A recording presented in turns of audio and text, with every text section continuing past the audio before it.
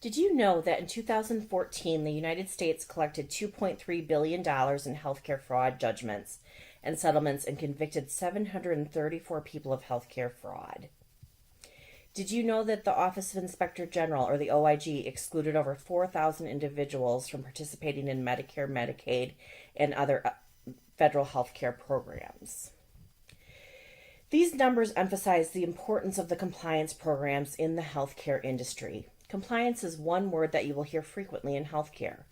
All healthcare organizations have laws, rules, and regulations that they must follow. Additionally, there is an expectation that persons working in healthcare will act in an ethical manner. Corporate compliance programs help healthcare organizations prevent, detect, and correct unlawful and unethical behavior. Implementing and maintaining a compliance program may be the single most important activity an organization undertakes in its efforts to enforce and monitor compliance and to minimize the risks and effects of misconduct. Establishing an effective corporate compliance program helps ensure that everyone adheres to policies and standards. You must understand the legal and ethical standards you are required to follow and recognize your responsibility in making sure your compliance program is successful.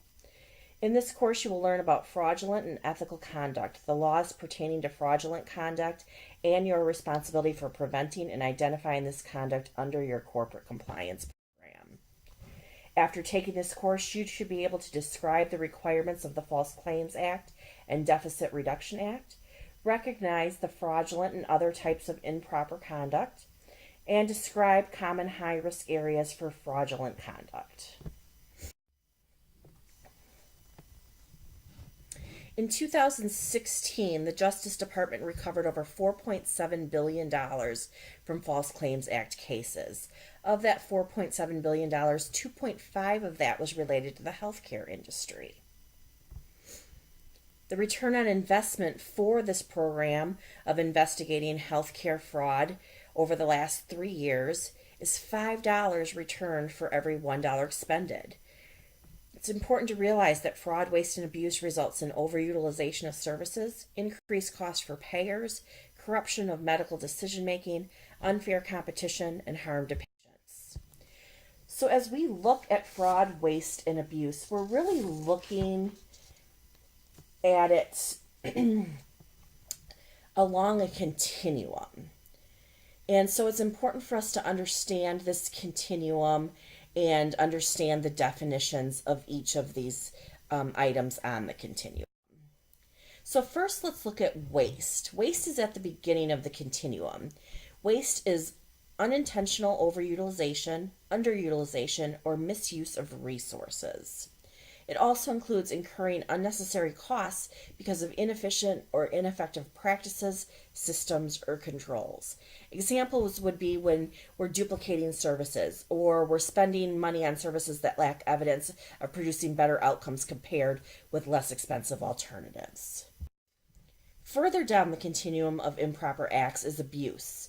Abuse covers practices that are inconsistent with sound fiscal, business, or medical practices, resulting in unnecessary costs, improper payment, or payment for services that fail to meet the professional standards of care or that are medically unnecessary. So this is really payment that we're not entitled to, but it wasn't intentionally done. So examples would be billing for services that are not medically necessary, unbundling services unintentionally, billing for services that don't meet professionally recognized standards. At the far end of the continuum is fraud. Fraud is the intentional deception or misrepresentation made by a person with the knowledge that the deception or misrepresentation could result in benefit to the said person or another person. This includes violations of the False Claims Act. So examples of fraud would be knowingly billing for services that you didn't furnish, knowingly altering claim forms to receive more payment, falsifying documentation. Key here is intent. I want to examine today some major fraud and abuse laws. We're going to look at the False Claims Act and the Federal Anti-Kickback Statute in detail here. Stark Law really is another federal law. It's important to understand that this is usually about physician self-referral, but there are a lot of exceptions to this. And then the other thing we want to understand is that there is exclusion authority. And we talked about that at the very beginning, that the federal government can exclude people from participating in the healthcare federal programs. And so, important to understand that as a best practice, we actually will examine the OIG's exclusion list when each employee is hired, and then we re-examine each employee through that exclusion list every month to make sure that someone has not been excluded from participating in a federal healthcare program. Let's start though here with talking about the False Claims Act. This is one measure that helps fight healthcare fraud. This federal law prohibits a person from defrauding the federal government. Under the False Claims Act, fraud includes knowingly submitting or causing the submission of false claims for payment by the government, knowingly making, using, or causing to be made or used a false statement or statement material to a false claim. It's important to understand that any person or organization who violates the False Claims Act can be held responsible and be subject to civil monetary penalty. Additionally, they may be responsible for 3 times the amount of damages the government sustains and may face criminal consequences if the false claim was intentionally committed. Any organization or person found liable for submitting or causing the submission of false claims can be excluded from participating in Medicare, Medicaid, and other government programs. So that's that exclusion that we just talked about. In understanding the terms knowing and knowingly, which are very important to understanding the False Claims Act, I want to go into a little bit of definition for you. So knowing and knowingly means that the person had actual knowledge of the information, they acted in deliberate ignorance of the truth or falsity of the information, or they acted in reckless disregard of the truth or falsity of the information and require no proof of specific intent to defraud. So what this is important to understand is it doesn't necessarily mean always that you absolutely had the actual knowledge. Deliberate ignorance or ignoring something also can be considered knowing or knowingly under the False Claims Act. Let's move on to the anti-kickback statute. This is another type of unlawful conduct that compliance programs address.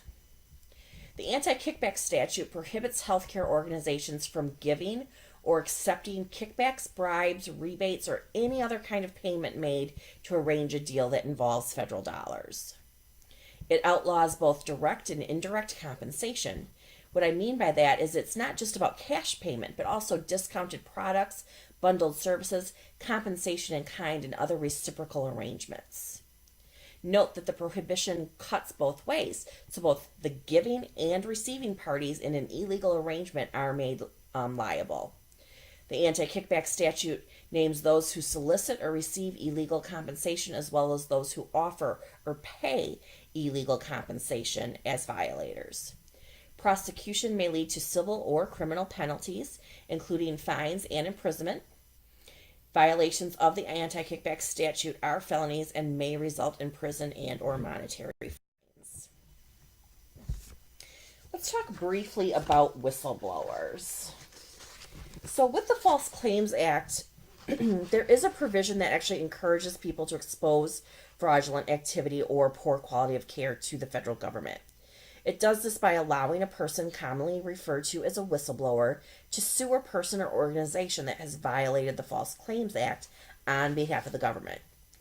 If the government would decide to pursue the suit brought by the whistleblower can be entitled to anywhere between 15 and 25% of the award or settlement. If the government decides to decline to pursue the matter, the whistleblower can still move forward with the suit, in which case they are entitled to 25 to 30% of the award of the settlement. But they would be doing that with their own attorney. Just so you understand, it would mean the government chose not to become involved. The government looked at the case and decided not to be involved. The Deficit Reduction Act. In 2006, President Bush signed into law many provisions designed to decrease spending by Medicare and Medicaid. Included in this law, which is known as the Deficit Reduction Act of 2005, were provisions to eliminate fraud, waste, and abuse in Medicaid. Included is an amendment to the Social Security Act that requires all organizations receiving over $5 million in annual payment to provide detailed information to employees in the form of written policies regarding the Federal False Claims Act, the administrative remedies for false claims, any state laws pertaining to civil or criminal penalties for false claims, whistleblower protections, the roles of these laws in preventing and detecting fraud, waste, and abuse. The Deficit Reduction Act also offers financial incentives for states to enact their own False Claims Act that mirror the federal False Claims Act. If your state has a False Claims Act, you must be knowledgeable about those requirements. However, they are likely to be very similar to the federal. So now I want to move into the benefits of a compliance program. Healthcare organizations use corporate compliance programs to ensure that their employees do not violate the laws pertaining to healthcare fraud. So we just talked about all those laws.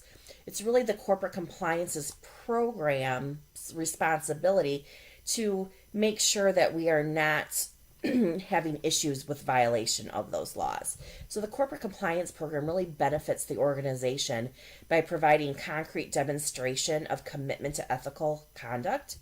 It increases the likelihood of identifying and preventing unethical and unlawful conduct. It prompts you and other employees to be vigilant for compliance violations.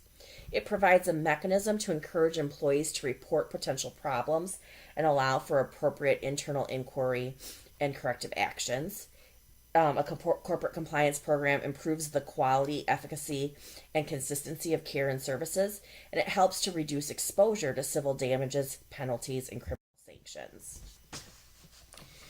So, when I talk about a corporate compliance program, what you need to understand is that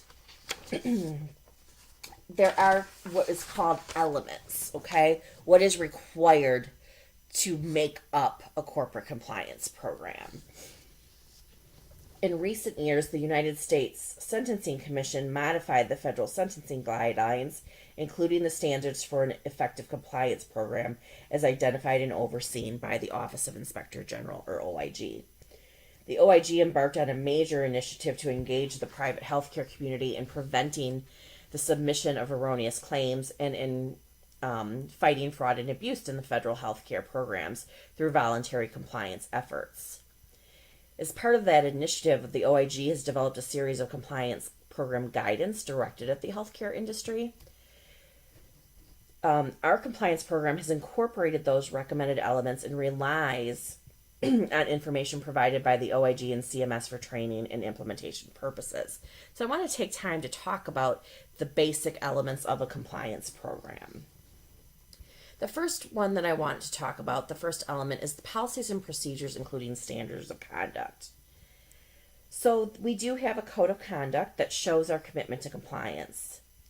Additionally, we have policies and procedures that address areas of risk and vulnerability and which are designed to detect and prevent violations of the law, as well as encourage education, monitoring, and remediation when necessary. The Code of Conduct and policies and procedures provide a standard framework, culture, and expectation by which the company shall carry out its operations and service lines. The Code of Conduct and policies describe the expectation that all employees conduct themselves in an ethical, compliant manner, that employees are empowered to raise issues of noncompliance appropriately, and that reported issues will be addressed and resolved in a timely manner. Let's move on to number 2, which really falls under the element of oversight of a program, which means that we have to have a designated compliance officer and compliance committee, which usually is part of the board. We do have a designated corporate compliance officer. The duties include working with the members of the rest of the company to personally oversee all aspects of the compliance program, ensures that we've developed and maintained an effective reporting system, that our hotline is operated in an effective manner. We're responsible for coordinating our training programs for all employees and establishing auditing and monitoring procedures. The compliance officer will direct all investigations and proceedings in a timely but thorough fashion and enlist the assistance of legal counsel as needed. The compliance officer promptly reports all material information uncovered by investigations to those members of the company that need that information. Let's move on to the third element, which is open lines of communication. So here we're really talking about the multiple different reporting mechanisms that you have. We always encourage, going to your manager if you're comfortable, or going to your manager's manager, really, going up that chain of command.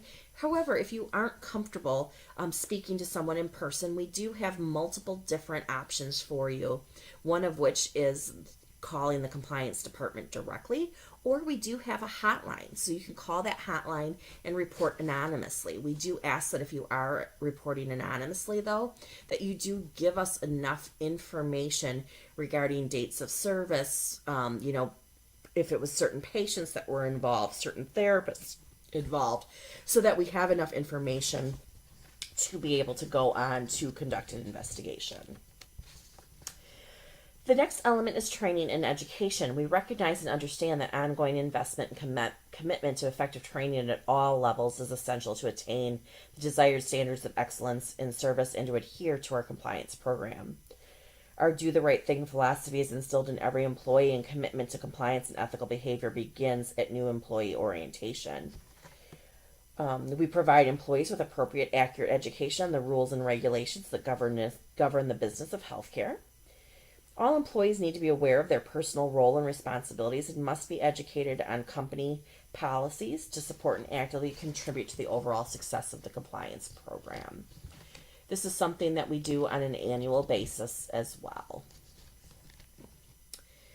The next element is internal auditing or monitoring. Okay, so this is really to ensure compliance with the federal program rules as well as identifying enterprise compliance risks. And we're going to talk about a little in depth of what are those risk areas from a therapy perspective a little bit later in the presentation. The next element is enforcing standards through disciplinary guidelines. So we do need to enforce our policies and procedures, holding people accountable to our standards and legal requirements. Appropriate disciplinary action is incorporated, and really, for everyone to understand, we really look at consistency. So we do use a discipline guide so that we look at each infraction, if it does require discipline, to make sure that we are consistent each and every time based on what the infraction is. It's the same level of discipline. So that consistency is extremely important. And then the final element is responding to detective offenses through the development of a plan of correction. So this is really about response and prevention, looking at our mechanisms that we have to prevent, detect, and correct any noncompliance or violations of policy. So it includes appropriate screening processes for our employees or our vendors. So that's, again, looking at licensure, looking at exclusion lists, looking at any potential other issues with background checks. We do have a process in place to respond to misconduct, and that's through our thorough investigation process, where all of our investigators have been trained in healthcare compliance and specifically in conducting healthcare compliance investigations. So let's talk through a little bit some scenarios here based on what we've talked about so far with the compliance program, as well as some of these federal healthcare laws that we are held accountable to. So the first scenario, you notice that your Medicare payments have increased over the last couple of months. When you ask Isabel about it, she mentions that there must be a bug in the billing software, but is just pretending not to see anything. Are Isabel's actions fraudulent under the False Claims Act? Yes or no? Isabel's actions are considered fraudulent. Under the False Claims Act, knowing means not only having the actual knowledge, but also acting with deliberate ignorance or reckless disregard for the truth or falsity of the information. Isabel is acting with deliberate ignorance by pretending not to see something. Deliberate ignorance is also acting as if it's someone else's problem. Acting with a reckless disregard means that you choose not to investigate the potential problem. What we also need to consider here is that the Medicare put out a rule a couple years ago that requires all healthcare organizations to report and return any Medicare overpayments by the later of the date, that is 60 days after the date the overpayment was identified or the due date. So in this situation where Isabel is seeing that payments are coming in higher than they should be and is acting in deliberate disregard, in addition, she's not meeting that 60-day overpayment refund rule. So really important, if you ever think that there's a potential overpayment, you immediately notify your supervisor and your organization's management team and compliance department. Next scenario. Carol confides that a coworker has been sexually harassing her. She wonders if this is something that would fall under improper conduct under the compliance program. What do you tell her? So in this scenario, we would definitely want Carol to report. If Carol's not comfortable going to her manager, she could use the company hotline. Most likely in this situation, human resources and the appropriate other officials within the company would be involved in investigating this type of conduct, because it could be a potential issue, and it definitely would be improper if this was going on. Next question. A medical supply company offers to provide your organization free medical supplies to use for persons who cannot afford their supplies. They simply ask that you send them any Medicare referrals that you have to help compensate for their donated supplies. You haven't yet referred anyone to the medical supply company.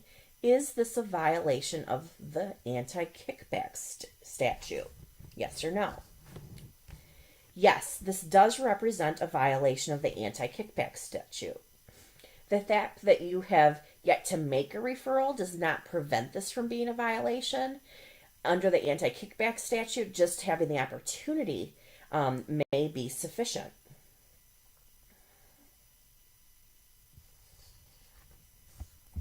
Next scenario. Clarence is receiving services from your organization. Based on his condition, you determine that his services need to be increased. Once his services increase, your organization starts billing Medicaid for the higher level of services. Is this fraudulent conduct? Yes or no? The answer is no. This does not represent fraudulent conduct. The increase in services was based on an identified clinical need. Had you increased the amount of services Clarence was receiving when it was not medically necessary, then you would be engaged in fraudulent conduct. But in this scenario, the services were needed due to his condition, so you just were providing the appropriate amount of services and billing that as light. So I want to talk a little bit about the difference here between compliance and integrity. Compliance really means abiding by applicable laws, regulations, and policies. It's much more clear cut. It tends to be black and white. There are consequences when we violate those policies and regulations that can result in discipline up to and including termination. Integrity, that's a very personal piece of things, okay? This is intangible. It's what drives us. It's your own personal value system, or lack thereof, unfortunately, is what we sometimes see in the compliance program when we're dealing with people who made poor decisions, okay? Integrity is a choice rather than an obligation. When we're acting with integrity, we do what's right even when no one's watching, okay? Core principles of integrity are virtues such as compassion, dependability, generosity, honesty, kindness, loyalty, maturity, objectivity, respect, truth, and wisdom. Integrity means performing all of your duties with professionalism, accountability, competence, and honesty, focusing on solutions rather than fault and blame, and acting with initiative. So compliance is the black and white. It's about following the rules and regulations. But integrity really is that internal drive that makes you want to be a compliant person. You could make a poor decision. You could decide today that I'm going to bill for a service that I did not do. There, your decision, you lacked integrity in that decision making, and as a result, you broke a law, which resulted in a compliance issue. So when you're going through that decision-making process, you want to consider couple things. First, is it legal? Okay, I've got to make a decision between X and Y and Z. Which decision is the legal decision? Now, it's important to understand that sometimes what's legal isn't always moral, and sometimes what moral isn't always legal. So we know it's illegal to jaywalk, but what if you saw a child going to run out in front of a car? Would it be the moral obligation to go out and run and grab that child, even though it involved you having to jaywalk to do it? So, first choice always is it legal? But understanding that sometimes that will impact decision making if there's a moral issue tied to it. Next, you move on to the question of, is it ethical? Ethics are the standards of conduct that define what is morally right and wrong. In other words, should I do this? This is where I say you bring in that idea of integrity. What is that personal belief system within you that makes you want to do the right thing and make the right decision? Then you can go to policies and procedures, right? Now I'm starting to look at another level of decision making. Is it against the company's policies and procedure? Is it against any of those federal health laws we talked about? Then finally, just ask yourself, is this a bad idea? Would you want others to know of your decision? Okay? Are you thinking, oh, no one's ever going to find out about this? Okay? Really, one sure sign of a poor decision is debating the possible exposure of an action instead of examining the appropriateness of it. So when you're making those decisions, would I want somebody to know that I did this? Do I want to have to go home and tell my family that I made a decision to bill somebody for a service I didn't provide? And as a result, my company found out because we have a strong compliance program, and as a result, I lost my job. Do I want to have to go home and tell somebody that because of my poor decision, I've now lost my livelihood? Let's talk a little bit about reporting compliance issues. Every employee is responsible for reporting any potential violations of an organization's compliance policies. Failure to report potential violations can often lead to a disciplinary action. In order to encourage reporting, one of the basic elements of an effective compliance program is developing the effective lines of communication. We talked about that a little bit earlier. While we have many different types of reporting mechanisms, I want to remind everybody that we do have a compliance hotline. It allows you to ask questions, report compliance concerns.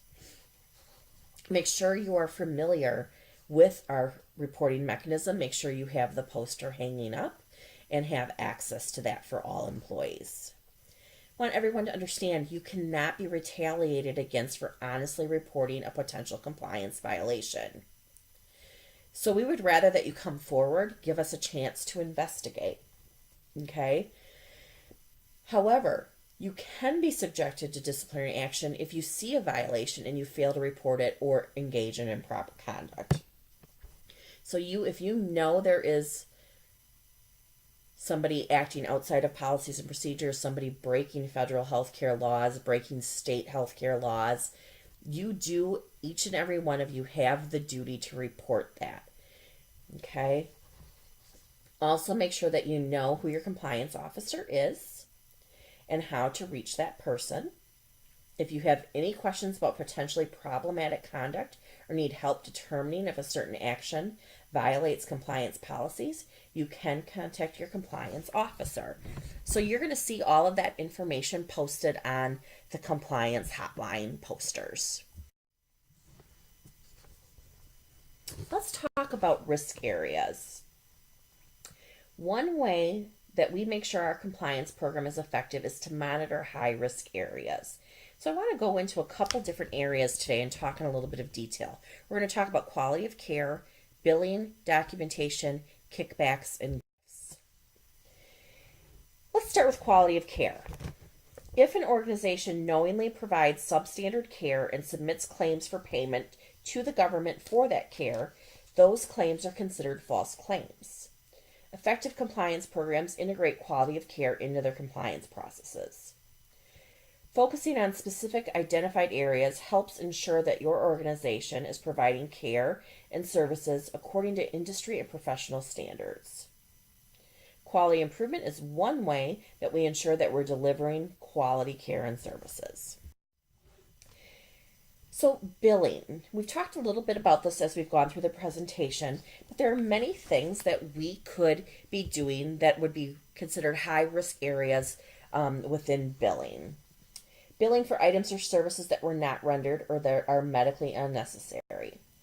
Billing for services at a higher level than what was provided. Billing for more time than is actually spent on the service. Billing for services that were performed by an improperly supervised, unqualified, or unlicensed employee. Billing for services that were performed by an employee who's been excluded from a federal health care program. Billing separately for services already included in a global fee. Billing for services covered by a third-party payer. Charging excessively for services or supplies. Failing to identify and refund credit balances. Falsifying and filing a false cost report. And failure to report overpayments in accordance with applicable regulations. And remember, I said earlier, for Medicare, that's 60 days once it's been identified. Another area of risk is documentation. Even if you're not directly involved in billing, you must keep in mind that your actions may support your organization's ability to submit claims for payment. If you document something that you did not do, then the claim that your organization submits for care that was not rendered is fraudulent. Documentation must support the claims submitted for payment. Kickbacks. So we already talked a little bit about this. We actually talked about the law. This is where you really, as an organization, when we're looking at areas of risk, we examine our relationships with vendors, business associates, and referral sources. Kickback could include routinely waiving coinsurance or deductibles without a good faith determination that the person has financial need. Forming an agreement with another healthcare provider that involves referrals. Conditioning the provision of services on a third-party guarantee of payment or soliciting payment for services covered by Medicare or Medicaid. And finally, forming arrangements with vendors that allow your organization to receive non-covered items at below market value or at no charge, provided you order Medicare reimbursed products from that vendor. So we haven't talked about gifts yet. But this is something we do want to really understand, because we have to be careful when accepting or offering gifts to make sure that that gift doesn't fall into the realm of a kickback. Rules surrounding a gift can be very complex, and each healthcare organization has differing policies surrounding what is acceptable. So you should always consult with your compliance officer or legal team before accepting or offering a gift. In general, a gift must be one that you didn't ask for and has a very small market value, usually $25 or less per source and per occasion. There's also a limit to the value of gifts from one source per year. Gifts, favors, services, entertainment, money, or other items of value should never be intended to influence or affect a person's decisions or actions. So here we concentrated a little bit more on you potentially receiving the gift. This also goes the opposite direction. For example, giving a gift to a patient, you have to make sure that it is very minimal value. So things like a pen or a t-shirt or something very, very low value are usually acceptable, but we don't want to see things like gift cards, things with higher value associated to them, ever being given to patients. Let's go through a few more scenarios. Irvin tells you that his supervisor has asked him to start adding an additional 30 minutes to his claims to account for administrative tasks. Even though Irvin told his supervisor that he didn't think that was an allowable billing practice, the supervisor told him that he'd better do it or he'd find someone who would. What do you tell Irvin to do?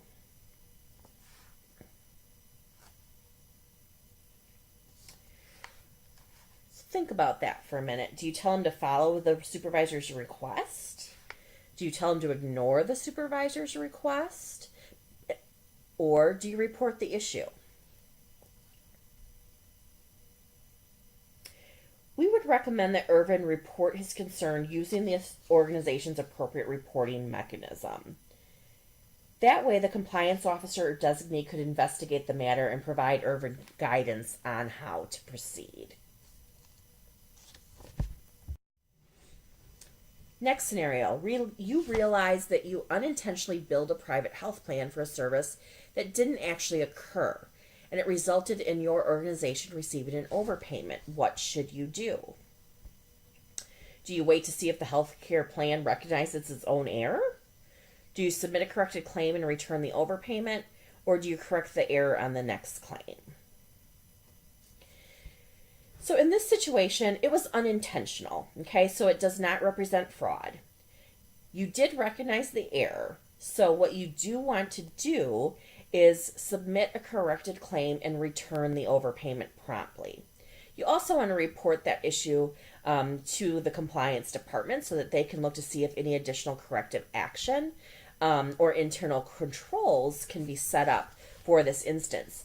Maybe there's something we could have had in the system that would have prevented this from happening. So we always look at the individual situation, but we also like to look bigger picture.